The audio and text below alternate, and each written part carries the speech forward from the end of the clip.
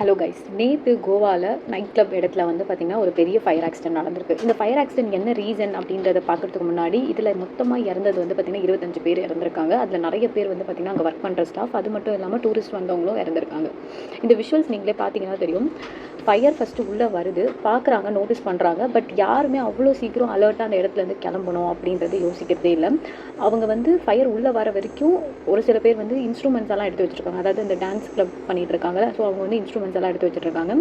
அந்த ஃபயர் உள்ளே வந்துடுச்சுன்றது தெரியும். அது எவ்வளோ சீக்கிரமாக ஃபயர் ஸ்ப்ரெட் ஆகுன்றதும் நமக்கு தெரியும். பட் அந்த கேர்லெஸ்னஸ்னால லைக் ஃபஸ்ட்டு பக்கத்தில் இருக்கிற திங்ஸ் எல்லாம் எடுத்து வச்சிடணும் அப்படின்னு சொல்லிட்டு அவங்களோட உயிரை கூட வந்து பார்த்திங்கன்னா அவ்வளோ சீரியஸாக எடுத்துக்காமல் பக்கத்தில் இருக்கிற திங்ஸ் எல்லாம் எடுத்து வச்சுட்டு தான் அதுக்கப்புறம் தான் அந்த இடத்துலேருந்து போயிருக்காங்க.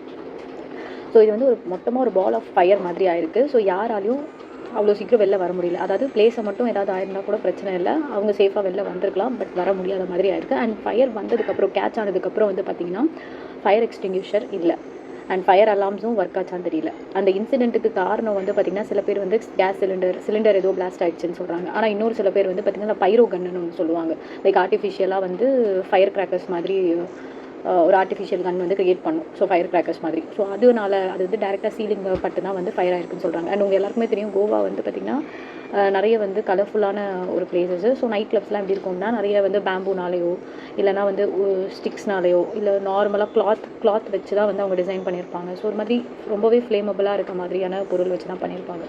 ஸோ ஈஸியாக ஃபயர் கேட்ச் ஆகிருக்கு. அங்கே இருக்கவங்க தப்பிக்க கூட முடியல. ரீசெண்ட் டைமில் நிறைய இடத்துல ஃபயர் ஆக்சிடென்ட்ஸ் கேள்விப்பட்டிருக்கோம். நிறைய பிளேஸில் என்ன பண்ணுறாங்க அப்படின்னா காசை கொடுத்துட்டு பெரிய பெரிய ஹோட்டலில் நல்லா வந்து சொஃபிஸ்டிகேட்டடாக வந்து காசு வாங்குறாங்க, எல்லாமே பண்ணுறாங்க. பட் மெயின்டெனன்ஸ் சுத்தமாக இல்லை. ஃபார் எக்ஸாம்பிள் ஒரு ஃபயர் எக்ஸ்டிங்யூஷர் வாங்கி வைக்கிறாங்க அப்படின்னா கண்டிப்பாக அங்கே இருக்கிற ஸ்டாஃப்க்கு எல்லாருக்கும் ட்ரைனிங் கொடுக்கணும்.